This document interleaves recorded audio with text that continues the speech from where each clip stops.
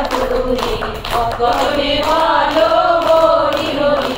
গোবিন্দ গোবিন্দ বলো রে, জয় রাধে রাধে কৃষ্ণ কৃষ্ণ গোবিন্দ গোবিন্দ বলো রে, রাধে গোবিন্দ।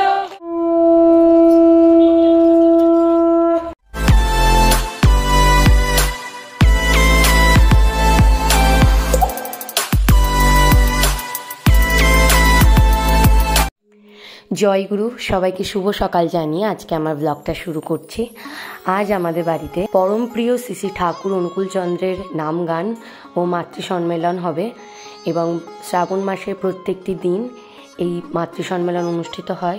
শ্রাবণ মাসে প্রত্যেকটি দিন এক একজন মায়ের বাড়িতে এই অনুষ্ঠান অনুষ্ঠিত হয়। তো আজকে আমাদের বাড়িতে ছিল, তো মা কিন্তু প্রত্যেকটা মাতৃ সম্মেলনে উপস্থিত হয়। আর আমারও খুব ভালো লাগছিল, আমাদের বাড়িতে এই অনুষ্ঠানটা হচ্ছিলো, এটা আমার বাপের বাড়িতে হচ্ছিল। আর এখানে বাবা আর আমি মিলে ইষ্ট নামটা লিখছিলাম, আর পুরোটা সাজিয়েছি আমি, মা, বাবা, ভাই সবাই মিলেই। আর এখানে ইষ্ট নাম লেখার পর আমি দেখলাম আমার মাম চলে এসছে, মানে আমার শাশুড়ি মা, সবাই আস্তে আস্তে চলে এসছে। আসলে ঠাকুরের নাম গান হওয়ার সময় না মনটা একটা আলাদাই অনুভব হচ্ছিল, মানে সেটা বলে বোঝানো যাবে না যে এতটা শান্তি লাগছিল। নিজেরা হাতে করে সাজালে কতটা যে ভালো লাগে সেটা একমাত্র কিন্তু যারা করে তারাই বুঝতে পারে। মানে আমরা সবাই কিন্তু ঠাকুরকে সাজাতে গোছাতে সবাই খুব পছন্দ করি। তো খুব সুন্দর করে জায়গাটা সাজিয়ে নিলাম, আর আমিও এখানে শাড়ি পরে রেডি হয়ে গেলাম, কারণ সময় প্রায় হয়ে এসছে, সবাই চলে আসবে। আজকে কিন্তু আমার মাকে অপূর্ব লাগছিল, মায়ের ভিডিও দেখলে তোমরা বুঝতে পারবে। সাথে আমার মিষ্টি শাশুড়ি মাকেও কিন্তু ফাটাফাটি লাগছিল। তোমাদের কার কার বাড়িতে মাতৃ সম্মেলন অনুষ্ঠিত হয়েছে সেটা কিন্তু আমাকে অবশ্যই জানিও। আমাকে আজকে কেমন লাগছে সেটাও কিন্তু জানাতে ভুলো না। ওরা কানে কানে কি কথা বলছে দেখি দেখি দেখি দেখি কি কথা বলছে দেখি। হাই বলে দাও, হাই হাই বলছে, হাই ভালো আছো? হ্যাঁ হ্যাঁ। ওয়েদার চেঞ্জের জন্য আমার কিন্তু আবার ঠান্ডা লেগে গেছে। সবাই যেন আমার ঠান্ডা লাগার প্রচুর দোষ আছে, যার জন্য আমার গলাটাও পুরো বসে গেছে। হাই বলে দাও।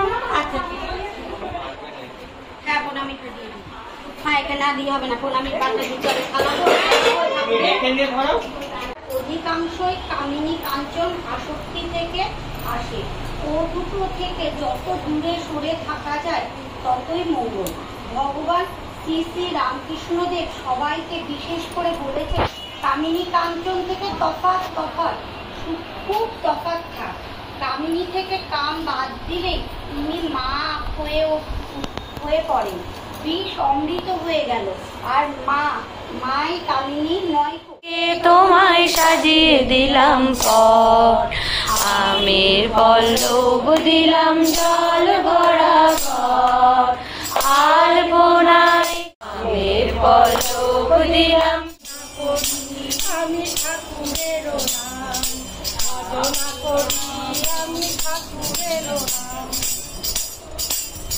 যুগ যুগ রাধা রাম। জপিতে জপিতে যাব অমর ধাম, জপিতে জপিতে যাব জয় রাধা নাম, জয় রাধা স্বামী জয় রাধা নাম। জপিতে জপিতে যাব অমর ধাম, জপিতে জপিতে যাব অমর ধাম। ঠাকুর আমার প্রাণায়াম, ভজনা করি আমি ঠাকুরের নাম।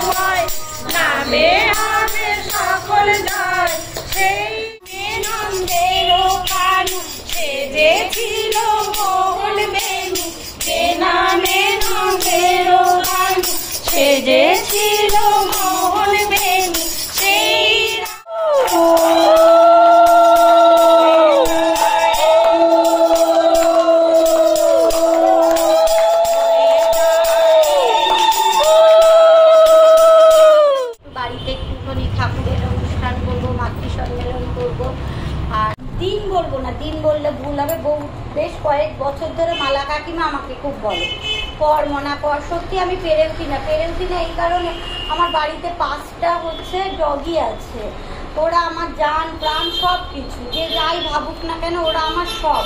তো ওদের রাখার একটা ব্যবস্থা করতে পারতাম না, কোথায় রাখবো, ওরা আসলে চিৎকার চেঁচামেচি করবে, 2-5 জন গুরু বোনেরা যে আসবে আমার বাড়ি সেটারও কারোর উপায় নেই, কেউ এসে ডাকলে রাস্তার বাইরে গিয়ে তাদের সঙ্গে আমি কথা বলি, আমি পেরে উঠি না ঠাকুর। তারপরে যা হোক করে জানতে পারলাম এখানে রাখার ব্যবস্থা আছে, তাদেরকে আজকে রেখে এসেছি, একজনকে বাদ দিয়ে বাকি সবাইকে আমি রেখে। আমার সন্তান হয়েছে, সেই সন্তান আজকে বড় মার কাছে আমি 2 দিন মাতৃ সম্মেলনে, প্রথম মানে শ্রাবণ মাসে 2 দিন গিয়েছি মাতৃ সম্মেলনে, গিয়ে আমার ছেলের জন্য আমি বারবার করে বলছি ঠাকুর ওর চাকরিটা করে দাও, ওর চাকরিটা ঠাকুরের কাছে চেয়েছি, বড় মাকে বলছি যে বড় মা তুমি ব্যবস্থা করো। 2 দিন পরে ও চাকরি পেলো। আমার মেয়ে হচ্ছে আমাদের এই শ্রীমন্দির, বনগাঁতে শ্রীমন্দির আছে, ও ছোটবেলা থেকে ওকে নিয়ে আমি যেতাম, তো সেই সময় ও মানে কি বলবো বন্ধুদের কাছ থেকে, যেখানে পড়তে যেত স্যারেদের কাছ থেকে, সেই সবের কাছ থেকে সবার কাছে পয়সা নিয়ে জমিয়ে সেই ছোট বয়সেই 2 বস্তার ওই শ্রীমন্দির করার সময় আমরা সিমেন্ট কিনে দিয়েছিলাম। যেটুকু ঠাকুর আমাদের জন্য করেছে, ঠাকুরকে দেখে আমি সত্যি সন্তুষ্ট। আমার অনেক দিনের ইচ্ছা ছিল, তবে আমার আরও একটা ইচ্ছা আছে, জানি না পিতাময় আমার কি করবে। আমার শাশুড়ি মা এবং শ্বশুরমশাই এই দীক্ষিত ছিল, আমার স্বামীও এই দীক্ষিত, তো মেয়েও দীক্ষিত, তা ওদের ওই শ্বশুরমশাই স্বামী আর হচ্ছে শাশুড়ি মা তো আজকে ঠাকুরের চরণে আশা করি স্থান পেয়েছে, তো তাদের নিয়ে আমি একদিন অনুষ্ঠান করব, ইচ্ছা আছে, জানি না ঠাকুর কী করে। ঠাকুরের কাছে এটাই প্রার্থনা, এগুলো যেন আমি একটু করতে পারি, তোমাকে আনতে পারি, তোমাদের সবাই জানতে পারি, আমার গুরু ভাই গুরু বোনেদেরও এনে আমি একটু ঠাকুরের নামগান যেন বাড়িতে করতে পারি। সবাইকে নমস্কার জানাই, জয় গুরু। আমার কথা শেষ করব। বলো ঠাকুরকে প্রণাম। ঠাকুরকে প্রণাম করে সবাইকে আমার শ্রদ্ধা প্রণাম জয়গুরু জানিয়ে কিছু বলছি। আমি ছোটবেলা থেকে ঠাকুরকে দেখেছি আমাদের বাড়িতে, আর মা দেখতাম ঠাকুরের নাম করতো, তো তখন আমার 12 বছর হয়নি। আমি মাকে বলেছিলাম মা আমিও তুমি যেটা করো আমি ওটা করবো, তখন বুঝতাম না ওটা ইষ্টভীতি বলে। তো মাকে দেখতাম পয়সা নিয়ে করতো, তো মাকে বলতাম মা আমিও এটা করবো, বলছে তুমি এখন করতে পারবে না, তোমার 12 বছর হলে তুমি করতে পারবে। তো আমার ঠিক 12 বছর যে সালেই যখনই হয়েছে আমি তার ঠিক পরের মাসেই আমি মন্দিরে গিয়ে আমি ঠাকুরের ইষ্টনাম নিই, আর এখনও করি। আমার হয়তো বিয়ে হয়ে গেছে, আমার স্বামী হয়তো দীক্ষা এখনও নেয়নি, কিন্তু আমি আজও ঠাকুরের নাম করি। আর ঠাকুরকে ডেকে আমি যা যা চেয়েছি, যে রাধাস্বামী আমার এটা চাই, রাধাস্বামী আমি এই বিপদে পড়েছি, আমার সব বিপদ থেকে আমাকে ঠাকুর বাঁচিয়েছে, তাই আমি ঠাকুরের নাম আজও করি। শুক্রবারে আজও নিরামিষ খাই, আমার যে সমস্যা থাকুক, আমি এত বাইরে বাইরে অনুষ্ঠানে যাই, যেখানেই যাই না কেন শুক্রবার আমি নিরামিষ, হোটেলে বলা থাকে যে আজকে আমার জন্য নিরামিষ রান্না হবে। তো ঠাকুরের এখনও পর্যন্ত আমি যেটুকু দেখেছি সব সময় পেয়েছি ঠাকুরকে, তাই ঠাকুরকে বলি সব সময় তুমি এভাবে আমার পাশে থেকো। আর কি বলবো, জয়গুরু বলে সবাইকে জয়গুরু জানাই, সবাই ভালো থাকে।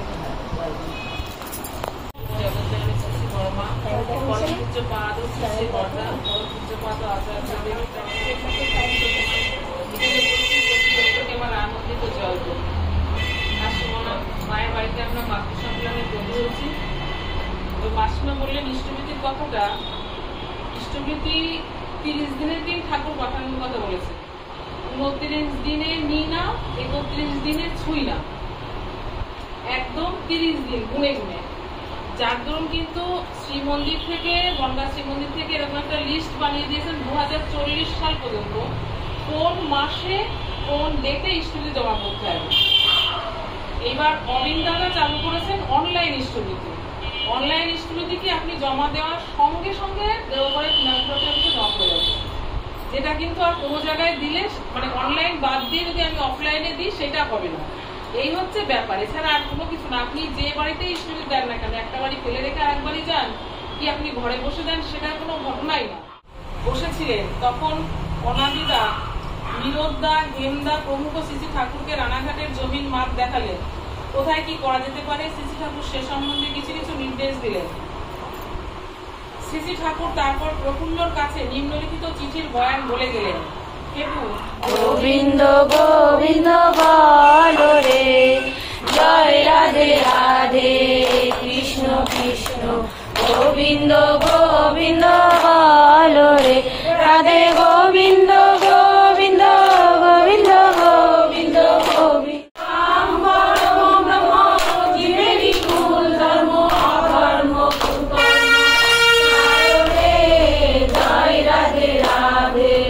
কৃষ্ণ কৃষ্ণ গোবিন্দ গোবিন্দ বলো রে, তারো রে মন ভবেরও আশা, অজপা নামে করো রে নেশা, রাধে গোবিন্দ নামটি বদলে লয়ে নয়ন নীরে সদা ভাসরে, জয় রাধে রাধে, কৃষ্ণ কৃষ্ণ গোবিন্দ গোবিন্দ বলো রে, রাধে গোবিন্দ গোবিন্দ গোবিন্দ গোবিন্দ গোবিন্দ বলে সদা ডাকো রে, জয় রাধে রাধে, কৃষ্ণ কৃষ্ণ গোবিন্দ গোবিন্দ বলো রে, ছাড়ো রে মন কপট চাতুরি, গগনে বলো হরি হরি হরি বল, হরি বল, হরি বল,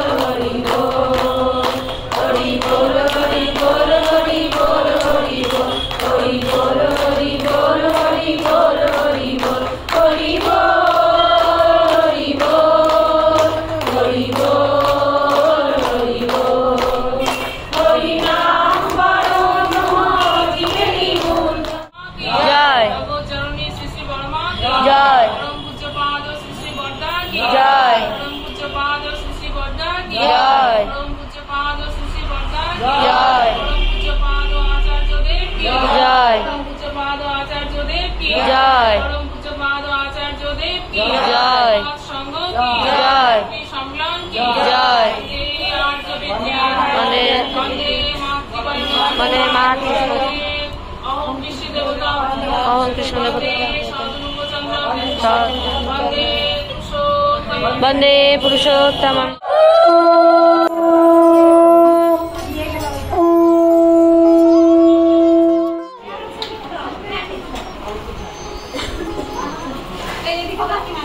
শাড়ি ফাড়ি এলো থেলো হয়ে আচ্ছা সেই মিলির ছেলে কোথায়? মিলির ছেলে হবে না,